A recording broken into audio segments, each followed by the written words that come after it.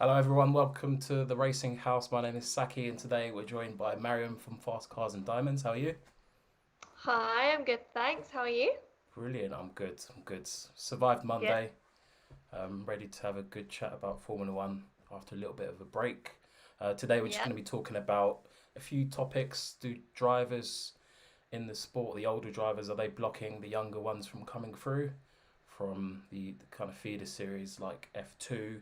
We'll also be talking about um, the new or potential race in Saudi Arabia, and then a few other topics that have popped up in the last few days. So, to get started on the drivers and the age of some of the drivers, are they holding the younger drivers back? And this is a bit of a weird one because I feel like over the past, well, not the past few years, but the year before, we obviously had quite a few rookies come through and join the sport. I think we've been quite spoilt, to be honest. So this year we haven't actually had that many, apart from Nicholas Latifi. But he's been around the sport for quite a while, so it doesn't feel like his rookie season. And the article that I'm referencing is one by um, done for Grosjean, basically, where he basically said that he'd been blocking younger drivers and stopping their progression. He didn't say it in a malicious way, but he was like, why should I stay in the sport? It's blocking younger drivers from coming through, which is true. Um, Gunther Steiner said that they made the decision based on finances. So if it wasn't for the financial issues potentially, uh, he would have been in the sport still, along with Magnussen. So he's just being honest, and he's saying things that most older drivers may not say as they get towards the end of their career. So I just wanted to get your thoughts. What do you think about what Grosjean said? Do you think younger drivers are being blocked? To an extent, yeah. I mean, you look at Formula One, and I think it's definitely like a more mature sport. You have these drivers who are like making their way through the ranks, like F3, F2, and then eventually their aim is to get to F1. And obviously, F1 is like the prime, right? But Hmm. you look at like, let's say football, you have footballers as young as like 18 joining like, I don't know, major squads. So Yeah. I suppose to an extent it's kind of similar in that you expect to see younger, fresher talent coming through. At the same time, I don't know like if it could be a mistake to have such a high turnover and maybe to allow more younger people to come and go because F1 is serious stuff. It's not Hmm. like racing in F2 and stuff. I think it's a bit more hardcore. Yeah. So you can't just be letting in anyone. So you definitely have to have what it takes to be a Formula One driver. And like you say, the rookies that we have had in the past few years, like Alex, George, Lando, they've all been really good. Like they're obviously such good drivers. But yeah, I don't think it's something where you should be having such a high turnover. But at the same time, I do agree with Grosjean. I think, yeah, maybe there needs to be some sort of time limit on how long drivers can be in F1. I don't know. Like maybe you need to achieve X, Y, and Z to determine how long you can stay in the sport. Because, for example, Grosjean himself has never actually won a race, and he's been in the sport for what, 10 years, 9, 10 years? Yeah.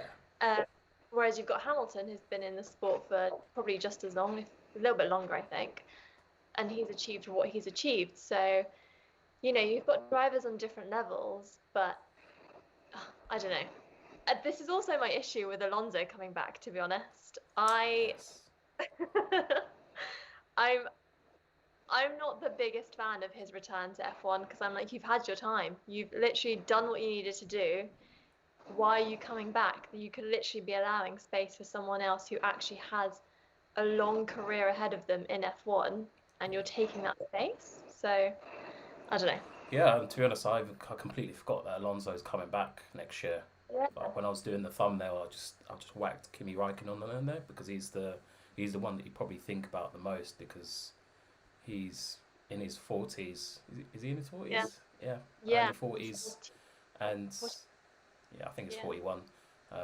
And he's obviously in that. Alfa Romeo seat with another driver who is a little bit questionable in my opinion as well. And it just makes you think, what are they basing these decisions off? Like, there's obviously a higher level beyond my pay grade that they're basing these decisions on, and there's much as people want the young drivers coming through into the sport, it is all about the money at the end of the day. And if Mm. people are willing to pay, um, there's not much as the fans want to see younger drivers come through. What can really be done? Because we've got one rookie this year who hasn't really. He's improved. I'll give him that. Nicholas has improved, um, but he's not really set the world alight. George Russell has beaten him on every level apart from in the driver standings, and he's obviously paying for his seat. He's been paying for quite a while now to have the reserve driver role or test, whether it's in Racing Point or other teams. He's been around for quite a long period, and now it's his time to kind of shine. And he's not really showing anything. And Williams have obviously got that title of having pay drivers in their team, but it's also it's a thing within the sport that I think is not really ever going to change. So, do you think that F1 should introduce some sort of rule in regards to having like a compulsory amount of rookies enter the sport every year? Do you think that would work? I think that could be chaos, to be honest, because let's say they say half the grid needs to be rookies. So you've got Mm, 10 drivers who are new to the sport. They're new to this like power. Obviously, most of them drive F1 cars as like in their reserve roles or whatever. yeah. But I don't know. I think just to be competing at that level, it's hard to chuck in a certain amount of drivers because they're going to be expected to perform at a certain level, and if they're not, then you'll be getting rid of them just as quickly as you brought them in. Mm, For example, let's look at Alex. He is, great driver, got so much potential, and he was brought into the sport, all of a sudden upgraded to Red Bull last year, and he's not really performing this year, and it's because he's in such you know, a high seat. So obviously, I'm not saying that every driver that's brought in is going to be in one of the top three teams, but it's just you have to look at like their level and then the level of F1. Like it's a big difference, and yeah. it does take someone special and a really talented and disciplined driver to be able to fill that seat. So I think to say that like you need to introduce a certain amount of like rookie drivers in every year would just be a mistake, to be honest. But at the same time, I do think there needs to be some sort of limit as to how long a driver can stay within the sport, because as much as I love Raikkonen, what else is he going to achieve? And like I say, going back to Alonso, I'm actually quite annoyed at the fact that he's coming back to Renault, because I just don't see what value he brings other than like obviously the monetary value to Renault as a Yeah. team. I don't see what he brings to the sport itself. Is he bringing sponsorship to the table? Because I've not really looked into it, and I've always I just thought haven't it's because of either. his relationship. Yeah, I haven't looked at it either, but at the same time, like it's Alonso, there's going to be some sort of monetary value there, isn't there? Like, Yeah. yeah, I don't Yes. know. I don't want to see him back in the sport, to be honest. Like when he retired, I say this as an Alonso fan. I think he's great and he's done such a good job over the years, but Yeah. I'm like, what is the actual point of you coming back? Like, what is it going to achieve? What are you going to achieve as a driver? Like, he's not going to win another title, so what's the point? Yeah. The only way that I'd see it as a benefit is Renault seeing it as a project in terms of using his knowledge to help Ocon, if he's still there, develop the car because he knows what's needed. But there's also that destructive side of Alonso that we're very familiar with, and we've almost seen more of his that side as opposed to the old champion who beat Michael Schumacher. And Hmm. it's like a long and distant memory. It's happened a long time ago now, so I can get what you're saying about being annoyed by Alonso, because I'm in agreement. Like, what more is he got to do in the sport? I feel like a lot of them just love being in and around the grid, and they're just used to it. It's the only Yeah, thing they've done for a very long time, especially when yeah, you look at Kimi and Fernando. It's the only thing that yeah, they've done for a very long time, and that's the pinnacle of motorsport racing. So even when you look at people like Sebastian Vettel and Lewis Hamilton, I know that all these drivers are on very different levels, but they're probably some of the best drivers on the grid, really and truly. If you look at mm, Kimi's, for me, Kimi, like, he could keep on going because he's that good. Like, he mm, easily beats his yeah. teammate. Vettel, not quite sure about him because, yeah, his performances dropped off massively recently. But he's a four-time world champion, and he will, for me, add value. But all these drivers, including Hamilton, are very old, and it's just, you're just Yeah. sat there thinking, when are these young drivers going to get the chance? But at the same time, No, it's their it's true. And like, sorry to go on. interrupt you, but I'm just thinking of like Ricardo. I love Ricardo. Like, I'm such a big fan of his, but I think he's like what, 30 something? I think he's 31 or something. Yeah, Um, and like, I'm just like, how, well, like, what are you actually going to achieve in this sport? Like, he's obviously signed to McLaren for next year, but I'm like, how much longer do you really have? And like, what are you going to achieve? So I suppose there is some sort of question as to how long these drivers really should be in the sport. But then at the same time, if you put a limit on them, who's going to break the records? You know, like Hamilton, it's taken him how long to get to the place that Schumacher was at? So if you do put a cap on it, there kind of won't be any progression in terms of records and, that element to the sport. So it's a tricky one, it is. yeah. But For me, I yeah, see it as potentially a young driver problem, in the sense that there's no clear pathway for these young drivers to come through. Like, yeah, it's gonna put people off, because I've done a video, I've recorded the video on how much it actually costs to get to F1, and the numbers are ridiculous, and there's no guarantee. Even if you get to F3, F2, there's no guarantee that you'll get that F1 seat, despite spending millions.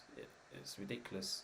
So all these drivers, these young drivers, are getting so close, and then they're getting pipped to the post by either a terrible pay driver, not naming any names, or an old driver who's been there, done that, raced hundreds of races, or raced tens of races, won titles, and done it all, and they're just not getting the opportunity. I think it's a bit of a problem for F1 at the moment, because where's the incentive apart from, yeah. I don't really see the incentive. So it's a bit of a weird one to kind of figure out, guys. If you can think of any solution to this problem, leave a comment in the comment section below. Hit the like button if you're watching. It really does help the video get out to more people.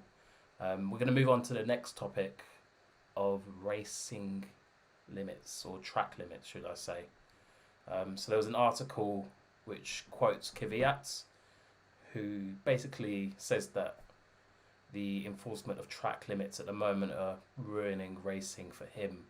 Um, to be fair, watching that kind of, or reading that comment from Kvyat, I would have to agree with him, because for me, over the past few races, I've just been looking at the stewards and seeing the punishments that they're handing out, and the penalties that they're handing out for things related to track limits, where it's not actually dangerous what they're doing, but because they've crossed the white line, and the rule is you can't cross this white line, otherwise your time will get scrubbed. It's a bit of a strange one. I don't see what benefit it's adding to the sport. Obviously, if it's a safety thing, I can get it, but what's the benefit in doing that? It kind of ruins the fun, like, especially if it's impacting on someone's qualifying sessions, and their qualifying is basically getting ruined because they've gone over a white line, which the stewards have said you can't do that. For what reason, I'm not too sure. So I don't know, what do you think? Do you think his comments were fair? I do actually. I think it takes out a huge part of the racing element, and it just seems a bit silly sometimes. Like they're driving and then they're slightly over the line, and then all of a sudden, like it's just in like it just doesn't count, and you're just Mm, it just doesn't make sense to me, to be honest. Like I get Kvyat's frustration, and I think he's right. And I do also think that something, I don't know what, I don't have the answer to it, but I do think something needs to change because, yeah, it is frustrating, especially as a fan, to just be watching that. I can only imagine how frustrating it must be for a driver, and especially like obviously, I've never sat in an F1 car, so I don't know what it's like, but imagine you're driving, like, would you really see that you're going slightly over, and then for that to impact your like quality or whatever. I just think it's just ridiculous, to be honest. yeah, even during the races, I can't remember which race it was, but on the other side of the curb where they say you couldn't go over, they said if you went over that curb, you had to go around the polystyrene barriers Yeah. and then back onto the track.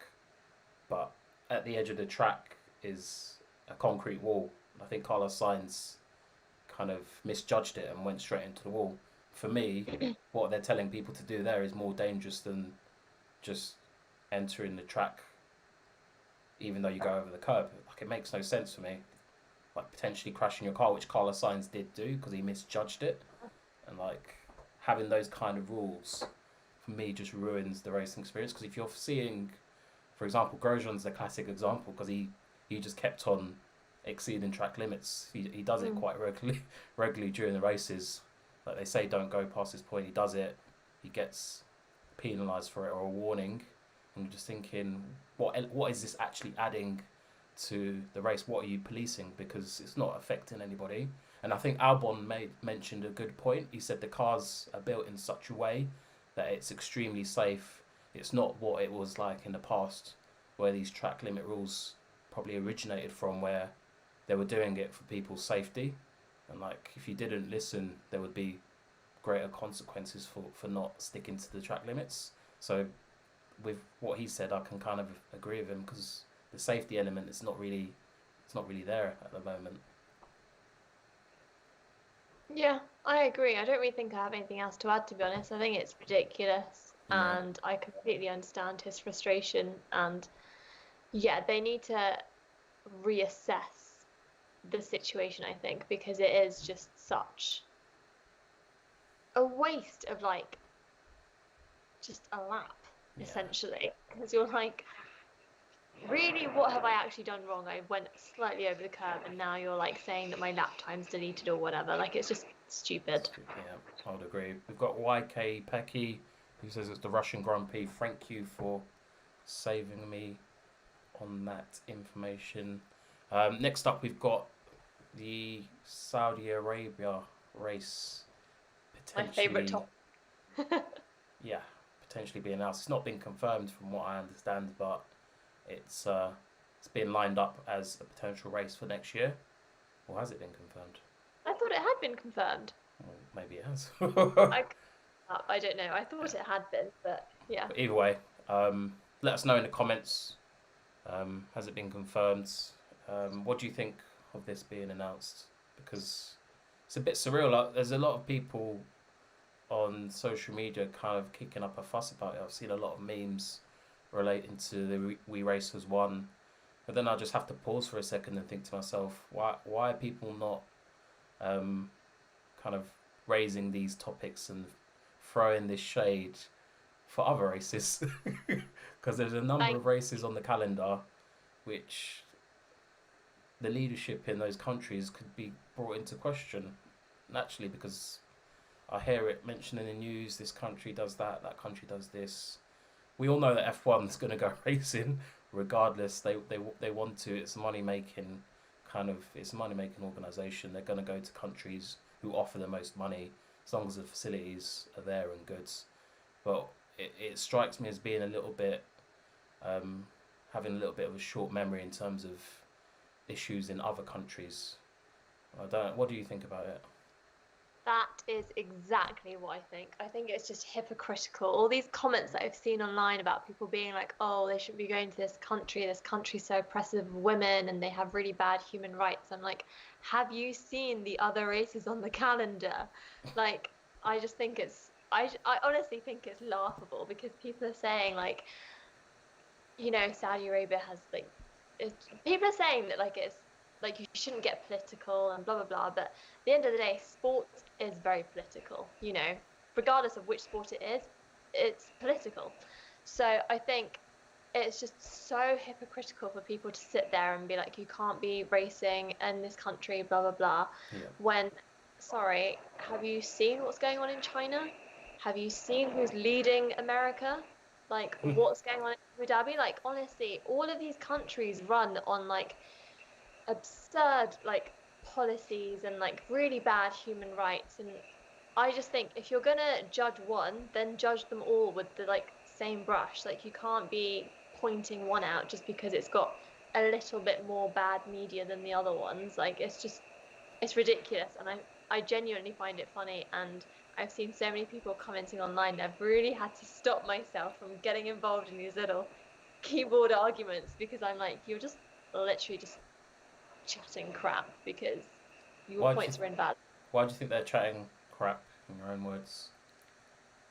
It's just, you can't, like I say, you can't be saying that like Saudi Arabia is really bad for X, Y, and Z when several of the other countries that we race in do the exact same thing. Like, what is it, because of the fact that it's like a Muslim country? Is that why you're like getting all, uptight about it? I don't know.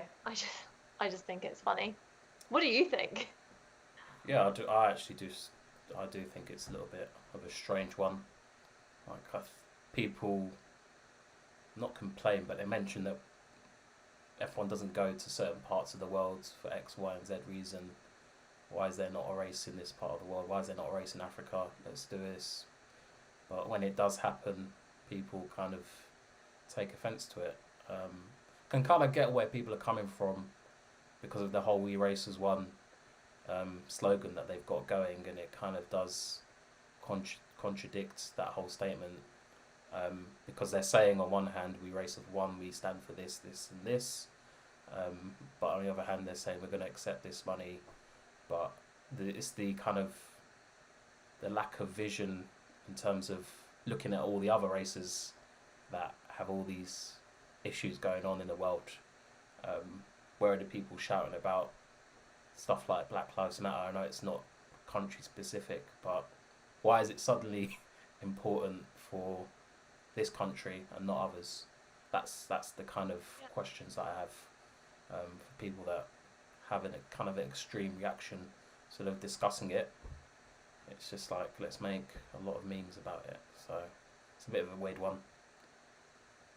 Yeah, no, I think it's valid. Like, why are you questioning this one country and this one decision when there's so many other tracks and so many other countries out there with really questionable morals and really questionable leaders? Why does it only apply to this one? If you're going to start throwing like a tantrum about this, then why aren't you standing up against like these other races that are happening that in like other countries? I just think it's just silly. And Yeah. Do you think that F1 should go to different areas of the world? Try racing in different countries, new I would tracks. love to see it. I would genuinely love to see it. Like, I understand there's environmental issues and there's monetary issues, but at the same time, like, yes, I'd love to see a race in, I don't know, South Africa or something. It'd be so cool. Why not? Um, yeah, I think a new track is always exciting. I Because it always comes with its own like excitement and its own limits and stuff. Like, I don't know. There's a few tracks that we could probably get rid of in our current calendar to make space for new tracks. So yeah, I think it's exciting, and I think until we've maybe raced there once, Yeah. you know, Give everything I a mean, it's chance. also Yeah. it's a street track, isn't it? So I mean, Monaco, probably shouldn't say this, but it's a bit boring. But sometimes a street track can be quite fun. So I think this will definitely be interesting to see. Great. Yeah, I think we're gonna leave it on that note. Thank you for joining. If you're watching this on playback, just please leave a comment and let us know what you think. Also, like and subscribe. We reached 7,000 subscribers as of today, which is great. I'm really excited. Hopefully, we can get to the 10K goal by the end of the day. By the end of the year, not the end of the day. It's a bit ambitious. Thanks. But yeah, thank you for joining. Until next time, everyone. Thank you.